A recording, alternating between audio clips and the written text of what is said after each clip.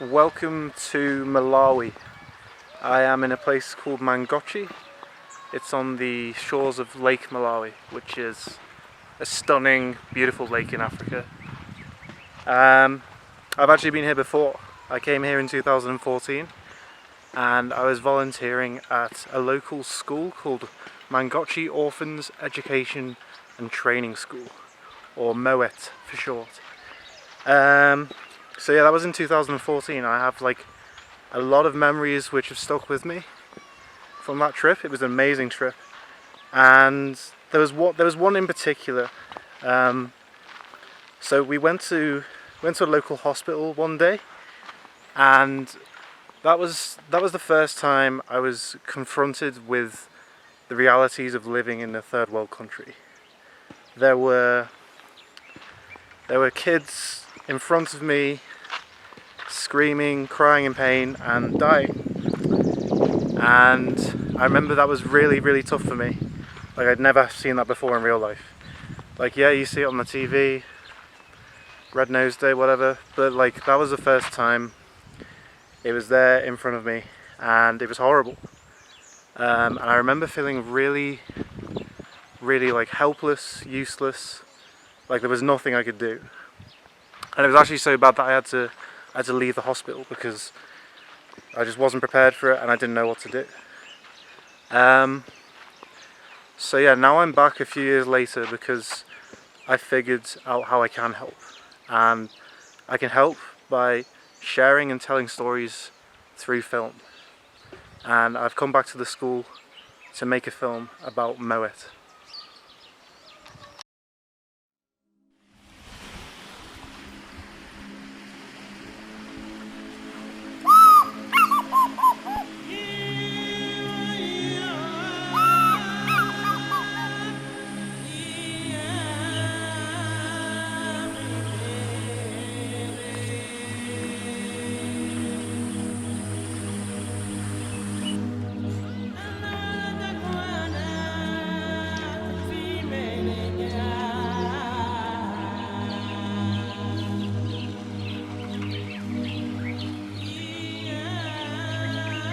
My name is Blessings Gadema. I'm 13 years old. I am an orphan. I live with my grandmother and my grandfather. My mother left me when I was young. My name is Miss Mary. I am 11 years old. I live with my mother and I am an orphan. I don't know my father and I am only one in my family. Innocent Kamwaz, and age 15 years old boy.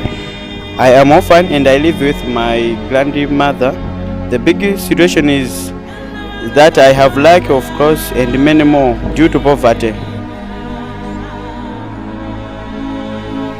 Along with 300 other children, Blessings, Mercy and Innocence are students at MOET School.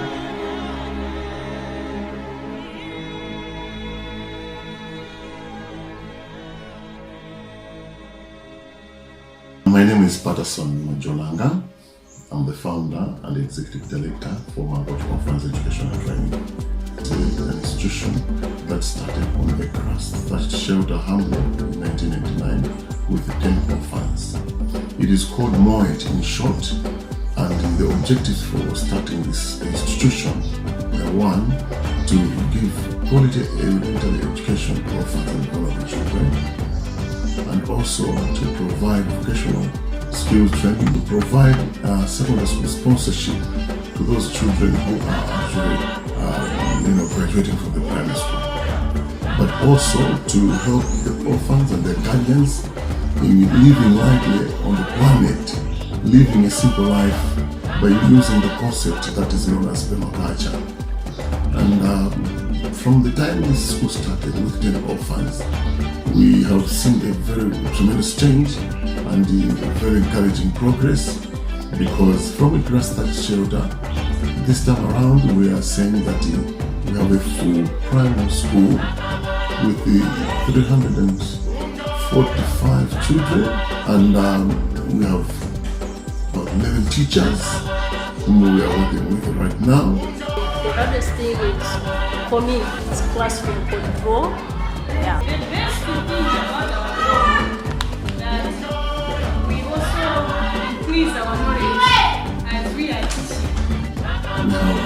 Vocational Skills Center or set, kitchen, dining room, office, and also a kindergarten center where we have the young children who go to that place, and there's a nursery school.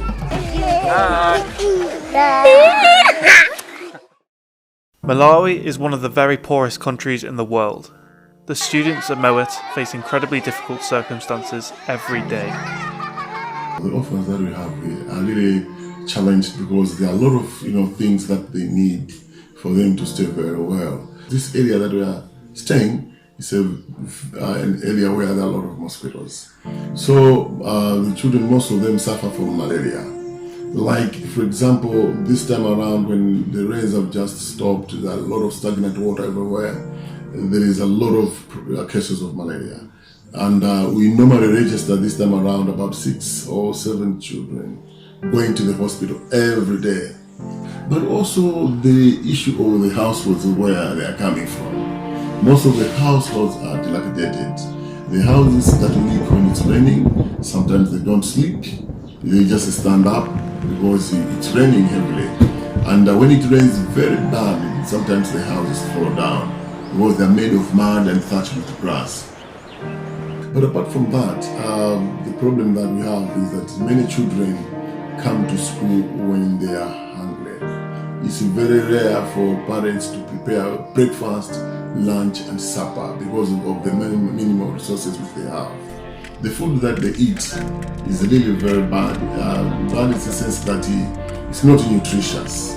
They just eat provided they have to have their bellies filled. But also the clothes that they have. Maybe some have only one pair of clothes, like a uniform. It's these problems that MOET is helping to tackle.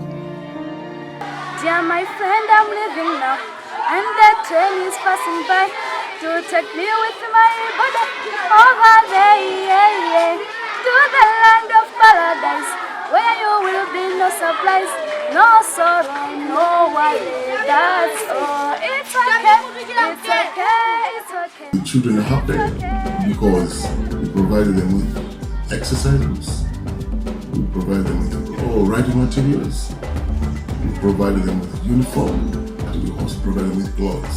On the part of the vocational skills, the skills that we give to the kids are cookery, tailoring, this is sewing, and welding, and a bit of carpentry. The other thing that we also provide is the computer. We are happy also to say that when there was from October last year to February this year, the children were having lunch every day.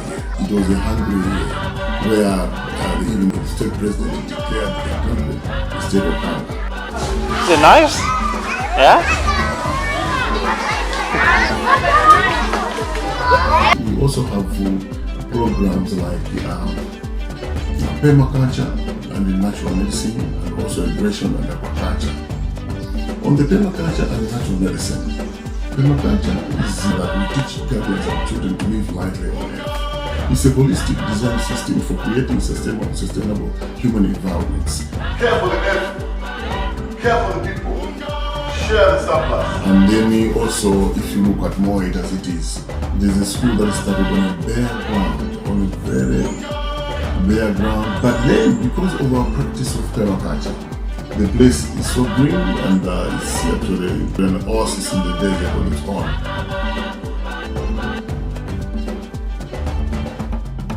And we also encouraged them to use the natural medicine which our forefathers, our ancestors were using when they were staying very happily, healthily. So we encourage the children, the Ghanaians, to use the local natural trees for them to get medicine. So far, so good. We are happy to say that we train the Ghanaians and they are able to do these things in their homes. We have about 4 fish ponds that we produce fish and give to the children.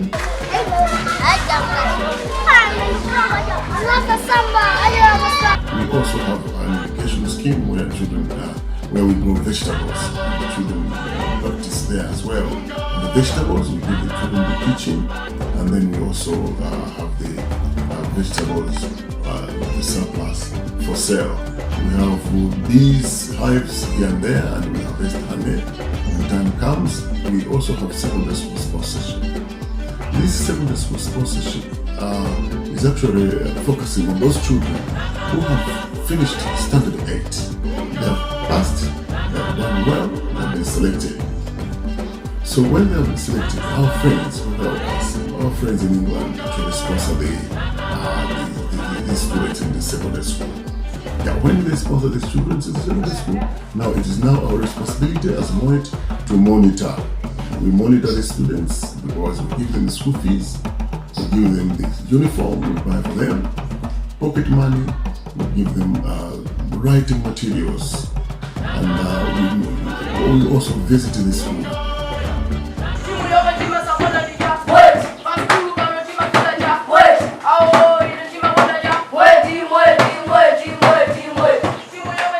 MOET is a truly remarkable place. From its humble beginnings as a grass shelter with 10 orphans, under the guidance of Patterson, and through the sheer will and hard work of dedicated teachers, it has grown and blossomed into the very best school that these children could hope for. And that's the key word, hope. For me, that's what stands out above everything else. Despite the hard circumstances and vast challenges that these children face every single day, they have hopes, dreams and aspirations, just like any other child. I want to be an accountant. I want to be a businessman. I want to be an engineer. I want to be a These students have a hunger to learn and to better themselves through education, and MOET is providing them a path to do so. But it needs our help. As has been the case for the past 20 years, the school is always growing. There's always a new project that needs funding. Money is needed to keep on providing the everyday necessities such as clothes, uniforms, exercise books, pens, pencils, food, medicine and mosquito nets. At the moment, sewing machines and computers are in desperate need of fixing too. There's also a nursery kitchen that needs finishing, as well as bigger, more long-term projects. It took us the best part of a day to visit just 2 secondary schools in the Mangochi area. Supporting these secondary school students is a demanding task, and ideally, the next step for MOET is to start building a secondary school right here. That's the long-term plan, but none of this can be achieved without you. This thing cannot go without saying. I wanted to thank the people that are helping us from all over the world, especially the friends of MOET Orphans Education, former who are in England. They have done a tremendous work. And from the time we started working with them, life has been so good with the kids. And we know that it's not easy to fundraise, and it's just something that is very difficult. But also apart from that, we also thank those friends of ours who are outside our countries to encourage them to say, if you have a little something, that would be very great. A very little money that people can contribute can accumulate. So some simple projects like those, or big projects like those, can come from simple contributions, if at all people are very willing to help. For many of you watching this, you'll finish watching the video, thank you, but then you'll click on the next thing and that'll be it, which is okay, that's normal. But I'm hoping that at least a few of you, by watching this, you feel you want to help, and you can. No matter how small or insignificant you think your contribution may be, it's really welcomed and appreciated. So if you want to donate money, you can go to www.fomo.org. I'll put that there. And there is a big donate button that you can click on. Very easy. But maybe you have an idea for the school, or some old clothes that you were going to throw out. Ideally, if you want to come out here and volunteer, you can. It's really easy. So all you need to do is get in touch. So I will put my email address here, and also the volunteering coordinator, Kate Bernard, her email here. So if you feel you wanna get in touch, come and volunteer or do whatever, just email one of us and we'll get the ball rolling. And also, even if you can't do any of those things, just sharing this video on your social media will go a long way. It will help because it spreads the word. and maybe by sharing this video someone else will come across it and they'll be able to help in a different way. So if you could just share, tell your family, tell your friends, that'd be awesome. And thank you for watching.